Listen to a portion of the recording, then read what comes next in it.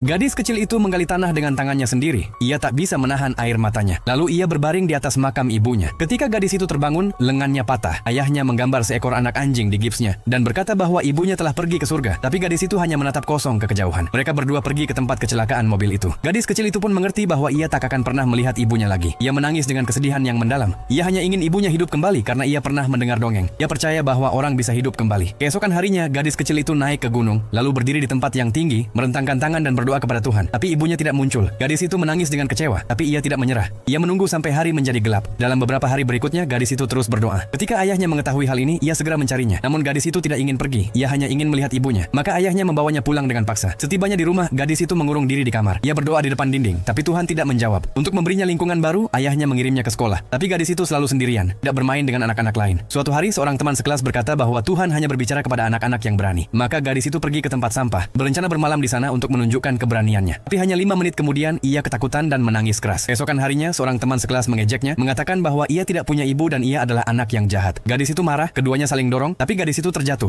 Ia benar-benar hancur. Malam itu, gadis itu tidak bisa tidur. Ia menangis dan mencoba berbicara dengan ibunya. Keesokan harinya, ia berbohong mengatakan bahwa ia sakit. Ia meminta izin kepada guru dan keluar dari sekolah. Ia ingin menemukan ibunya. Gadis kecil itu duduk sendirian di depan makam ibunya. Ia berdoa kepada Tuhan agar bisa melihat ibunya sekali lagi. Pada saat itu terjadi sebuah keajaiban. Ibunya benar-benar muncul. Gadis itu menyentuh wajah ibunya. Kali ini ia percaya pada Tuhan. Ibunya memintanya berjanji untuk tidak menangis atau bersedih lagi. Lalu ibunya memberinya sebuah sweater merah. Setelah itu mereka bermain bersama. Gadis itu memohon kepada ibunya agar tetap tinggal, tapi ibunya menolak. Ia berkata bahwa Tuhan hanya mengizinkan mereka bertemu sekali dan bahwa ia harus kembali ke surga. Gadis itu berusaha untuk tidak menangis karena ia sudah berjanji kepada ibunya. Segera tiba waktunya untuk berpisah. Gadis itu berlari beberapa langkah ke depan. Ketika ia menoleh, ibunya sudah tidak ada. Gadis itu menceritakan kepada ayahnya apa yang telah terjadi. Ia menerima kenyataan itu dengan tenang. Akhirnya gadis kecil itu tersenyum. Kisah ini mengajarkan kita bahwa Tuhan selalu memberkati anak-anak yang taat dan baik hati.